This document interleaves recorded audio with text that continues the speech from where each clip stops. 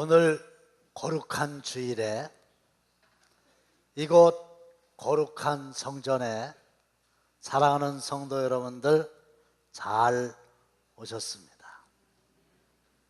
누구를 만나러 오셨나요? 물론 성도들도 만나고 목사님도 만나고 하겠지만 꼭 만나야 될 분이 딱 한 분 계시니 그분이 누구십니까? 하나님을 만나러 오셨지요. 보세요. 하나님께 예배드리고 하나님께 기도드리고 찬양도 하나님께 드리고 헌금도 하나님께 드리고 말씀도 하나님의 말씀을 듣고, 그래서 우리는 아예 교회에서 집에서 교회로 오실 때에 내가 하나님을 만나러 간다 이렇게 생각을 하고 오셨어야 정상이지요. 그런데 우리 하나님도 저와 여러분들을 기다리고 계세요. 여러분들을 만나기를 원하세요.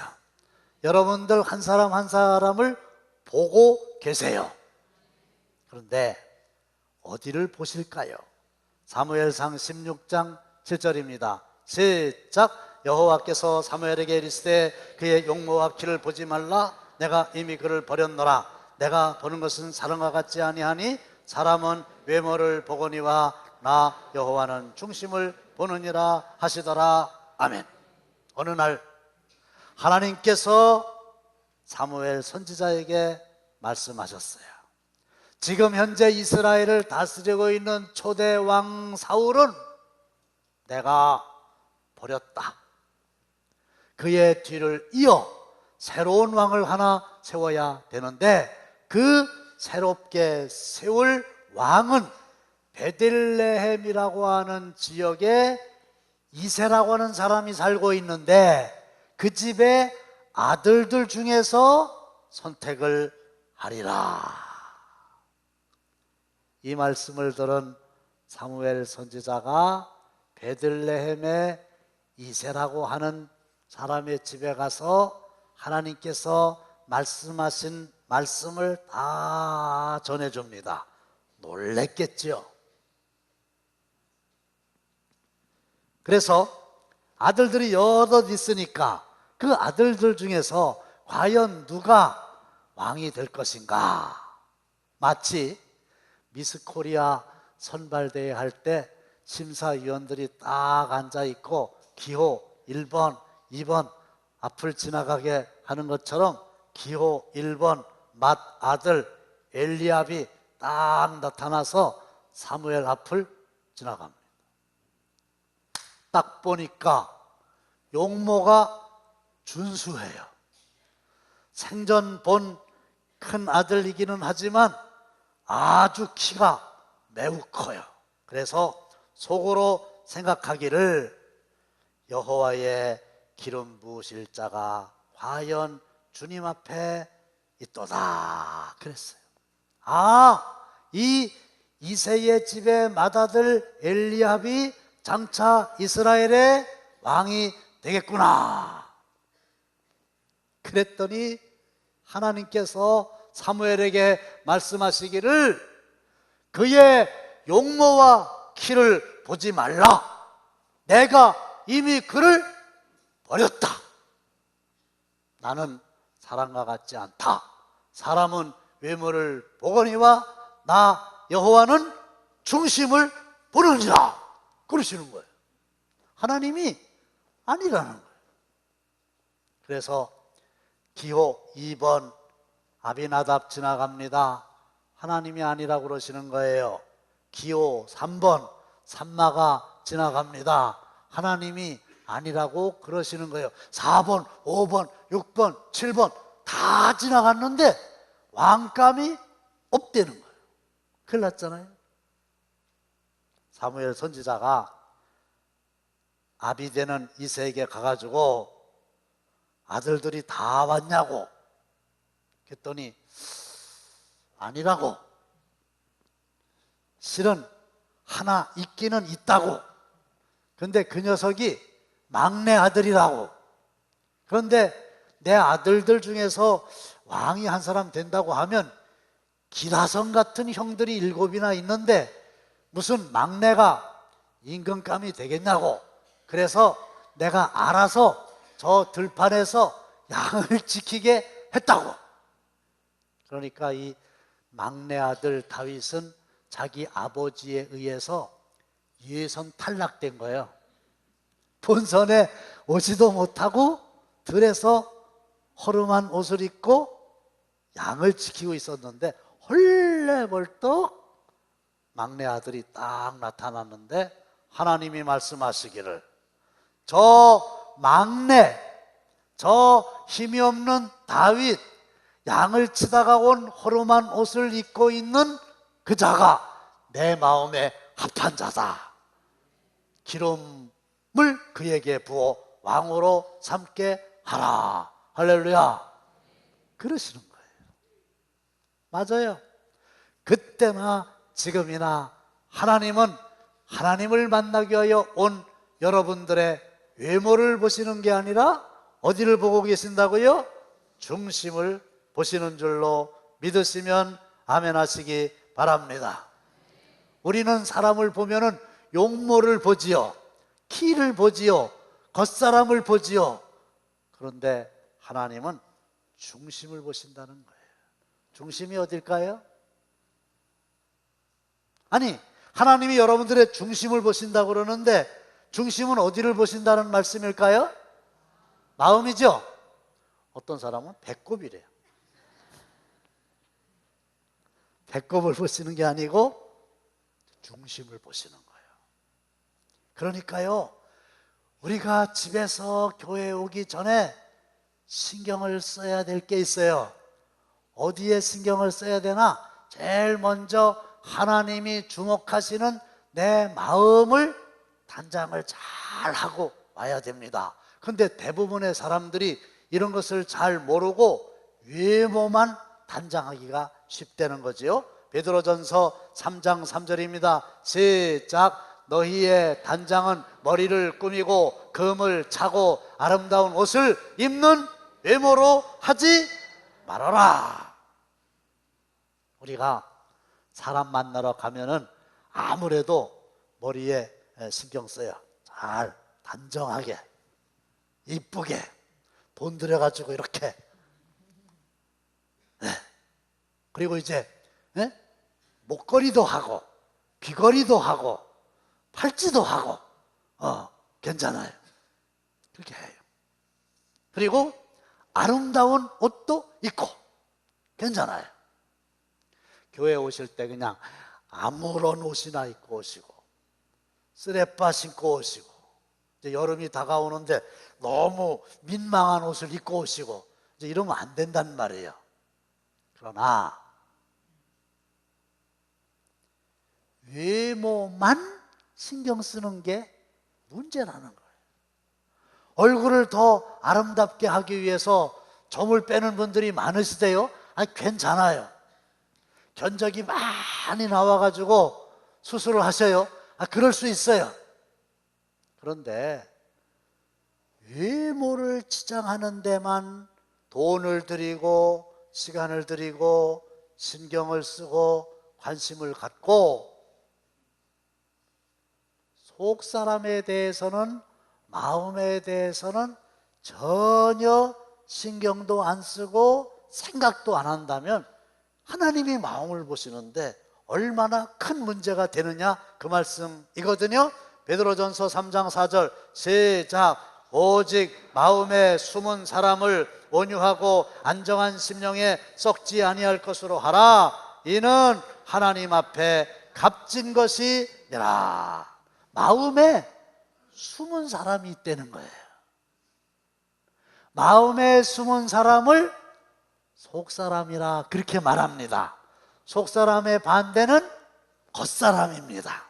그런데 하나님 보시기에 값진 사람은 속사람을 온유하고 정숙하게 단장하는 사람이다, 그런 뜻이고, 새번역 성경을 보시면은 온유하고 정숙한 마음으로 속사람을 단장하도록 하십시오. 그것이 하나님께서 보시기에 값진 것입니다. 그랬어요. 저희 교회에도 이름이 정숙이이신 분이 많으셔요. 이름 좋지요.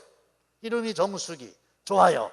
그런데 이름만 정숙이면 안 되고 마음도 정숙해야 된다는 거고, 이름만 현숙이면 안 되고 마음도 현숙해야 된다고 하는 거고, 그런 거예요. 외모는 그럴듯한데, 겉사람은 아주 그럴듯한데, 속사람, 마음이 엉터리다. 그러면 하나님은 그런 사람을 아주 값이 없는, 볼품없는 사람으로 보신다. 그런 말입니다. 그러면 저와 여러분들의 마음은 원래 어떨까요? 전도서 9장 3절입니다. 다 함께 시작. 모든 사람의 결국은 일반이라. 이것은 해 아래에서 행해지는 모든 일 중에 악한 것이니 곧 인생의 마음에는 악이 가득하여 그들의 평생에 미친 마음을 품고 있다가 후에는 죽은 자들에게로 돌아가는 것이라. 인생의 마음에는, 이 말은 사람들의 마음에는 그런 뜻이에요. 뭐가 가득하다는 겁니까? 악이 가득하다는 거예요. 따라서 사람들의 마음은 온갖 죄를 가득 감추어 놓는 거대한 창고라는 거예요. 이 안에 남들은 볼 수 없도록, 그러나 부끄러운 거, 악한 것들, 이런 것들을 잔뜩 쌓아놓고 산다는 거예요. 이미 한 여자와 결혼을 했음에도 불구하고 미쓰리를 요 마음속에다가 감춰놓고 산다. 그 반대도 있을 수 있고, 욕심을 감추어 놓고 아주 날카로운 발톱을 감추어 놓고 숨겨 놓고 떳떳하지 못하니까 들키지 않도록 안 그런 척하고 이렇게 살고 있다는 거예요. 제 말이 아니라 우리의 마음을 불꽃 같은 눈으로 훤히 들여다 보시는 하나님의 말씀이에요. 그리고 평생에 미친 마음을 품고 있다는 거예요. 이 평생이라고 하는 말은 가히 충격적이에요. 아니, 어렸을 적에는 몰라서 그런 악을 가득 쌓아놓고 산다고 치지만 이제 어른이 돼가지고 알 걸 다 알고서도 그 마음이 바뀌지가 않는다는 거예요. 그저 초야에 묻혀 평범하게 살 때는 그렇다 하더라도 대단히 높은 지위에 나중에 올라가서 아주 그럴듯하게 사는 사람도 하나님이 그 마음속을 들여다보니까 그 마음이 미쳐 있더라는 거예요. 어디에 미쳐요? 어떤 사람은 돈에 미치고, 어떤 사람은 술에 미치고, 어떤 사람은 게임에 미치고, 어떤 사람은 여자에 미치고, 어떤 사람은 일에 미치고, 어떤 사람은 성공에 미치고 이러더라는 거예요. 근데 그게 어른애가 없더라는 거예요. 저도 여러분들과 똑같이 보도를 통해서 한 일인데 차마 그분의 이름을 말하기는 좀 못한데, 우리나라에서 국회의장을 하신 분이 계세요.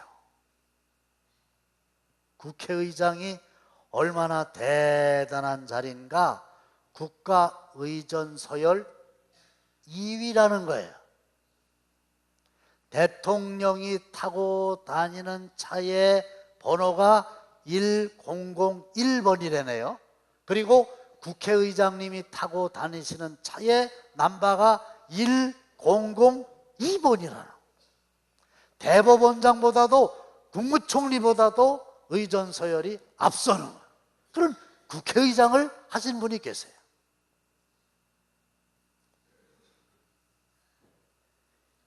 국회의원이 되면 44평의 사무실을 준답니다. 저도 국회의원 사무실에 가봐서 알아요.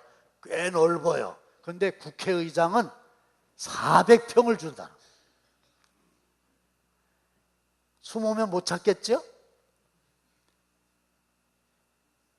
4천여 명의 국회 직원에 대한 인사권과 5,560억의 국회 예산권을 쥐고 흔드는 자리고 600평의 공관을 제공받는다는 거예요. 공항에 나갈 때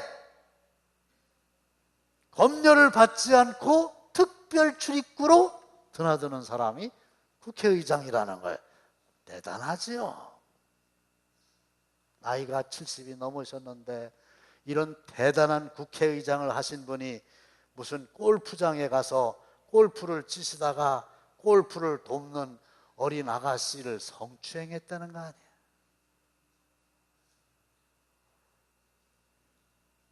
그럴 줄 알았어요? 그분이 그럴 줄 알았어요? 아니잖아요. 그런 걸 보면 어른이 됐든 애가 됐든 높은 자리가 됐든 낮은 자리가 됐든 사람의 마음은 평생토록 믿을 수가 없다는 거고요. 이게 미친 마음이 들어가지고 끝내는 그렇게 살다가 죽는다 그 말이에요. 그런데 그 국회의장 하신 박아무개 그분에 대해서 이제 신경을 끄시고 그분 마음은 그분이 책임지면 되는 건데 내 마음을 한번 들여다보자 그 말이거든요. 남의 죄를 보기 전에 내 마음을 정직하게 보고 깨닫는 것이 하나님의 은혜인 줄 믿으시기를 바랍니다. 남이 내 죄를 보기 전에 무슨 큰 일이 터지기 전에 내가 내 마음을 정직하게 솔직하게 있는 그대로 바라보고 인정하는 자세, 그게 은혜의 시작이라는 거예요. 그래서 성령님은 항상 우리로 하여금 내 마음을 보게 하십니다. 내 삶을 되돌아보게 하십니다. 할렐루야. 그런데 마귀는 자기 마음은 안 들여다봐. 자기 마음은 신경을 안 써.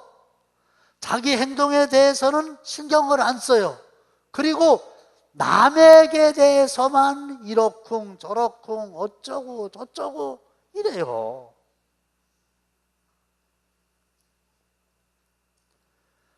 나에 대해서는 내가 알거든요. 그런데 더럽고 냄새나고 누추하고 떳떳하지 못하고 악이 가득하고 하는 걸 알면서도 이거는 남한테 들킬까 봐 전전긍긍하면서 감추는 거예요. 안 그런 척 하는 거예요. 스티브를 딱 떼는 거예요. 안 그런 척 했더래요. 겉으로는, 속은 안 그런. 아이고 오랜만입니다. 아이고 반갑습니다. 엄청 반갑죠? 동지서 딸 꽃 본 듯이 그냥 아이고 반갑습니다. 이러고 속으로는 죽일 놈의 새끼. 그럼 이 사람은 몰라요. 자기는 자기를 알잖아. 겉하고 속이 다르다. 왜 그렇게 사냐 그 말이에요. 그런데 많은 사람들이 외모만 단장하고 겉사람만 신경 쓰고 속사람은, 이 마음은 탄장을 하지 않아요. 그러면 어떻게 됩니까? 로마서 1장 28절입니다. 시작. 하나님께서 그들을 그 상실한 마음대로 내버려 두사 합당하지 못한 일을 하게 하셨으니, 그런 사람은 외모만 신경 쓰고 마음은 신경도 안 쓰는 사람들은요, 마음에 하나님 두기를 싫어합니다. 하나님은 말씀이고 말씀은 하나님이시고, 할렐루야, 말씀이 육신이 되신 분이 예수님이시고 믿으십니까? 그런데 하나님을 마음에 두기 싫어한다는 얘기는 하나님의 말씀을 마음에 두는 것을 싫어해요. 외모만 꾸미고 악이 가득한 사람은 하나님이 한없이 부담스러워요. 욕심을 가지고 은밀하게 무슨 못된 짓을 좀 하려고 그러는데 하나님이 내 안에 계셔가지고 내 이놈, 그러니까 불편해요.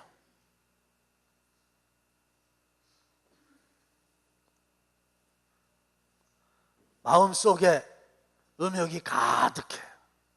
은밀한 때에 못된 짓을 하려고 마음을 먹고 있는데, 물론 사탄이 가져다 준 마음이긴 하지만은 하나님께서 간음하지 말아라 그렇게 말씀하시니까 싫은 거예요. 아이고 하나님, 그렇게 항상 내 마음속에 계시고 어느 곳에나 항상 따라다니시고, 그러면 제가 숨 막혀서 어떻게 살아요? 하나님, 저 안 보이는 데 가서 계세요. 항상 내 마음을 다 읽고 다니시니까 부담스러워서 내 마음대로 살 수가 있어야지. 그리고요, 제가 필요해서 도움을 좀 달라 그러면 그때 나오세요. 이런 마음이라는 거예요. 하나님이 마음속에 계시는 것을 싫어한다는 거예요. 그러면 어떻게 됩니까? 끝내는 합당하지 못한 일을 하게 돼 있어요. 사람들은 마음속에 품고 있는 생각을 나중에 기회가 될 때 행동으로 옮기게 돼 있거든요. 그러니까 마음으로 안 바꾸면 행동이 바뀌어지지 않는 거예요. 그런데 우리들의 마음이 어떠냐? 예레미야 17장 9절 한 번 더 보겠습니다. 시작. 만물보다 거짓되고 심히 부패한 것은 마음이라 누가 능히 이를 알리요? 많은 사람들의 마음이라고 하는 게 만물보다 거짓되다는 거예요. 삼라만상 모든 만물보다 가장 거짓된 게 사람들의 마음이지, 저 동네 어귀에 있는 느티나무는 거짓이 없다는 거예요. 가만히 생각해 보니까 느티나무가 무슨 거짓말을 하겠어요? 봄이면 이파리 피고, 여름이면 우거지고, 가을이면 낙엽지고, 겨울이면 앙상한 가지로 있다가 또 봄이 되면 이파리 피고, 또 여름 되면 우거지고, 그런 거지. 무슨 느티나무가 거짓말 하겠어요? 가을에 잎이 피고 봄에 낙엽이 지고 그러겠어요? 여름에 앙상하고 그런 거 없단 말이에요. 그냥 사람의 마음을 제외한 이 세상에 있는 모든 만물들은 정직한 거예요. 그런데 사람만 거짓되다는 거예요. 그리고 심히 썩었다 이렇게 돼 있어요. 다시 한번 말씀 볼까요? 사람들의 마음이 심히 부패한 것은 마음이다. 썩었단 말이에요. 저희들 어렸을 적에 풀 썩는 냄새 맡은 적 있어요. 퇴비 옆을 지나가면 풀이 썩는 냄새가 나는데 맡을만 해요. 괜찮아요. 그렇죠? 그런데 지금은 그럴 리가 없지만은 쥐새끼가 한 마리 돌아다니다가 어떻게 가지고 방구석에서 썩고 있었다 그러면 굉장합니다. 그런데 쥐새끼가 썩는 것보다 더 굉장한 냄새가 있으니 그거는 바로 송장 썩는 냄새입니다. 밥 못 먹어요. 저는 진짜 맡아봤어요. 필리핀에 가면 중국인 묘지가 있잖아요. 그 시사하는 바가 커서 몇 번 거기를 제가 갔다 오고 또 그 일행들도 모시고 가고 그랬는데 어느 날 갔더니 뭐 처리를 잘못했는가 그 막 시체 썩는 냄새가 진동을 하는데요. 옷에도 다 묻는 것 같아가지고 그 다음부터는 절대로 안 갑니다. 사람의 살이 썩는 냄새가 얼마나 대단한지 모르는데 오늘 하나님의 말씀을 보면은 사람의 살이 썩는 냄새보다 사람의 마음이 썩는 냄새는 그건 가장 심하다.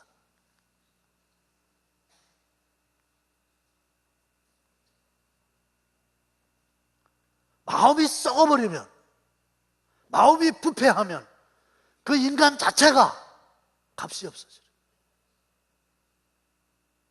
어떤 분이요, 1시간에 10,000원씩 10시간 걸려서 그린 그림 10만 원을 주고 사가지고 자기 이름을 써서 자기의 그림이라고 2천만 원, 3천만 원씩 주고 팔아먹었다네요. 누군지 아세요? 네, 노래도 잘해요. 71세래요. 얼마 전에 검찰에서 조사받고 나왔어요.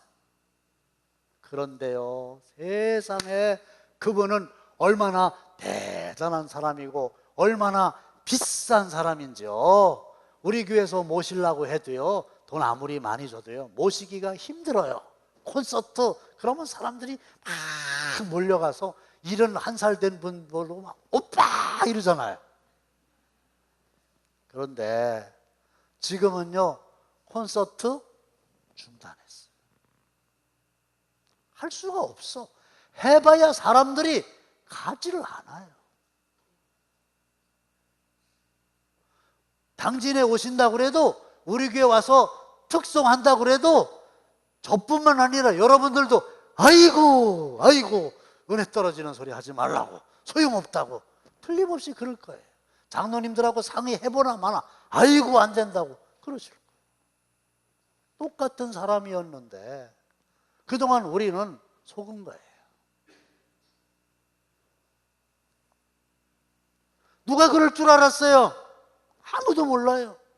누가 능히 그것을 알려마는 알 수가 없어요. 근데 본인은 알고 있었을 거 아니에요. 10만 원짜리 자기 이름 써가지고 파는 거 본인은 뻔히 알잖아. 누가 그림 그려줬는지 다 알잖아요. 근데 속이고 사는 거예요. 근데 하나님은 처음부터 그걸 다 보고 계셨다는 거예요. 근데 그게 모시기의 얘기만이 아니라는 거예요. 아무도 몰라. 누가 그럴 줄 알았어? 속과 겉이 그렇게 다른 사람인 줄 상상이나 했겠어요? 근데 속과 겉이 다른 게 사람들의 마음이라는 거예요. 그런 사람들이 어디에 있는가? 알려드릴까요?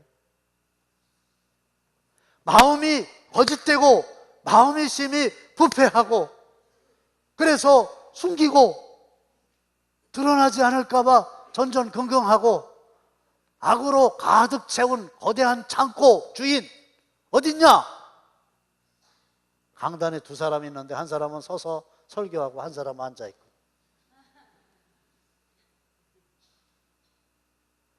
가운 입고 찬양대석에 앉아있는 거예요. 모든 사람들의 마음이 만물보다 거짓되고 심히 부패했는데 이거를 누가 아냐 이거예요. 누가 알아 이거? 몰랐지. 그 양반이 그럴 줄 누가 알았어요? 그 사람이 그린 그림인 줄 알고 산 거죠. 어떤 사람은 충격받아가지고요, 사업하려고 그랬는데 그만뒀어요. 사랑하는 성도 여러분, 누가 합니까? 우선 하나님이 알고 계시죠? 그 다음에 두 번째 누가 알아요? 내가 아는 거예요. 그러니까 오늘은 다음 주일에 마음에 대한 설교를 더 기도하면서 준비하겠습니다만은 오늘은 우리 다른 얘기 하지 말고 내 마음을 내가 아는데 정직하게 얘기하자면 하나님의 말씀이 옳습니다. 할렐루야.